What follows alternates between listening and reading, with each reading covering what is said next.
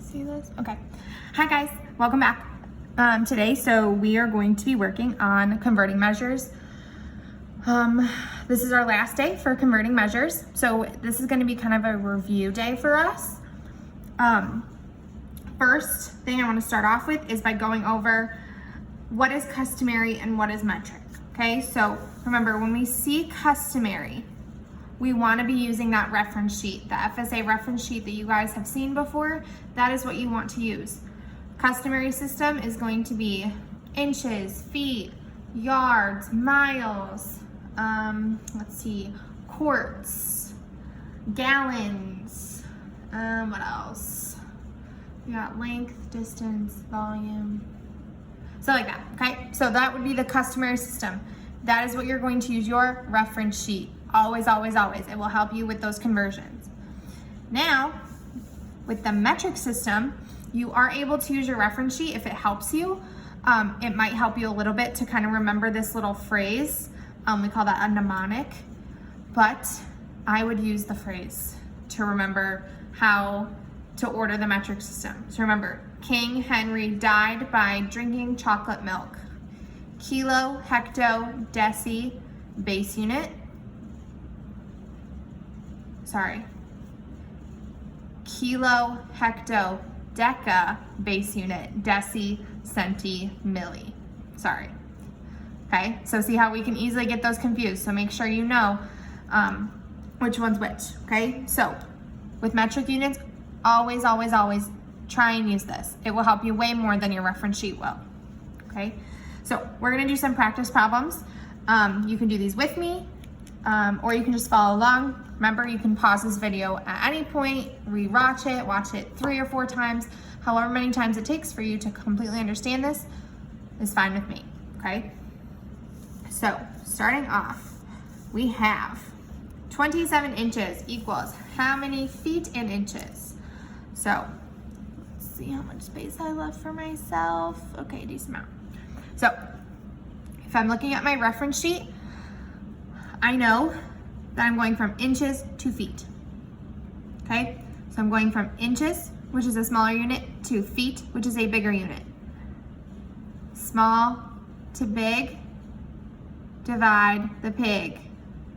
Small to big, divide the pig. So I'm going to be dividing. So up in my little corner up here, I'm gonna write 1 foot equals 12 inches. That's one that you should already know right off the top of your head, because that's a pretty easy one. That's one that you should know already. 1 foot equals 12 inches. Now I need to find out how many feet is in this 27 inches. So what I'm gonna do is take 27 and divide it by 12. Okay, so 27 inches, we're trying to figure out how many groups of 12 I can take out of this 27. So I know that if you do your long division steps, 12, 24, 36, oh, we already went over. So 12 can go into 27 2 times. Actually, we can do the first step. 0 times 12 is 0, blah, blah, blah, drop 7. There we go. So 12 can go into 27 2 times, so that's gonna equal 24. Do your subtraction, and you have 3 left over. Can I put anything else? Can I do anything else with this? No, I can't. So I know that 27 inches is equal to 2 feet, and my remainder is how much I have in inches. So 2 feet, 3 inches, okay? So that is how you can use your reference sheet to help you solve this problem. All right, so moving on. Let's kind of go down a little bit. Remember, feel free to pause the video if you need to. Ooh, this one is a metric one, which means I'm gonna use my little phrase. So I'm gonna write out my letters of King Henry died by drinking chocolate milk. We see that? Okay, so King Henry died by drinking chocolate milk. ML stands for milliliters. Milliliters. That is on your reference sheet too if you need to see it. Milliliters. So that is going to be this space right here. Remember milli is our last part. Now liters, this part right here, liters is a base unit. So remember our 3 base units from yesterday. If you look into your notes, I have them right here. Our base units are meters, liters, and grams. So liters is a base unit, which means I am jumping 1, 2, 3 spots to the left.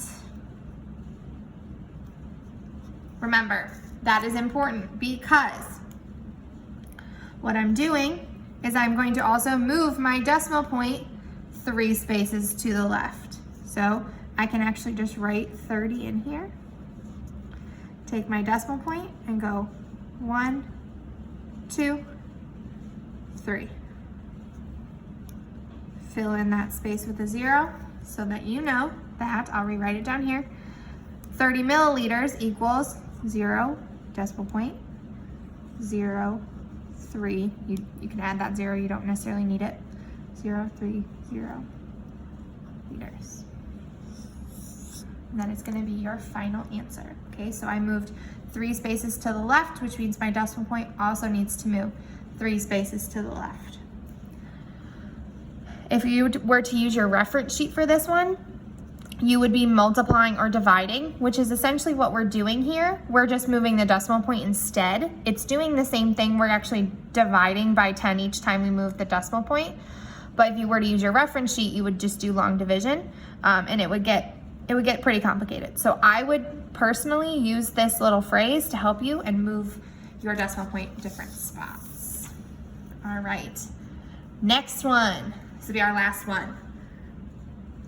This is another metric system or metric unit problem. So I'm gonna write my phrase, King Henry died by drinking chocolate milk.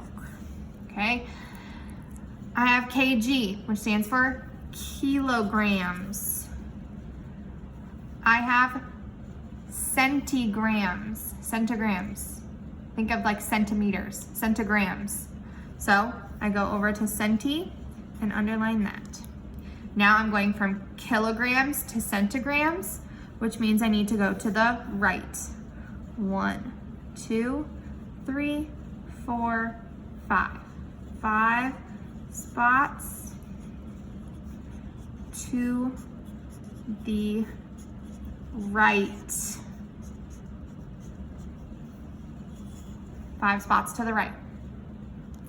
Same thing you are doing over here. So I'm gonna do it down here so I can write my final answer up here. So I have 0.505, okay?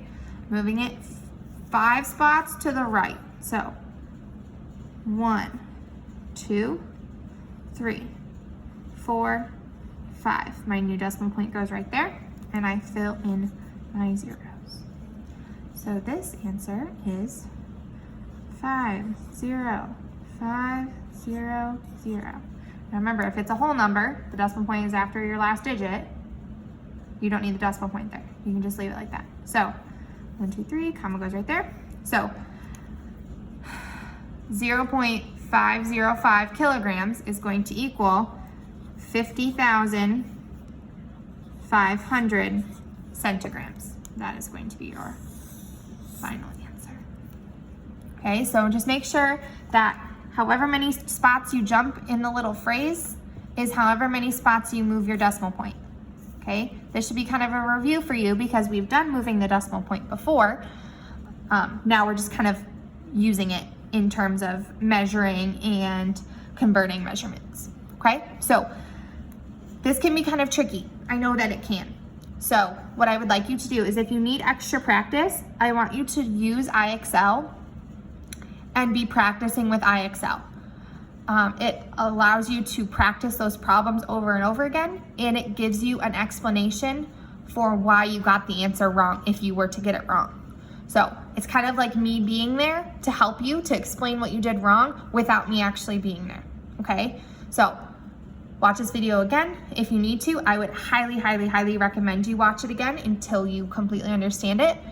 And always come to me and email me if you have any questions, okay? So I'm here to help you. But yeah, that's it on converting measures for right now. So your next step is to practice and do some practice problems on your own. Okay, so good luck guys, and I will see you later. Bye.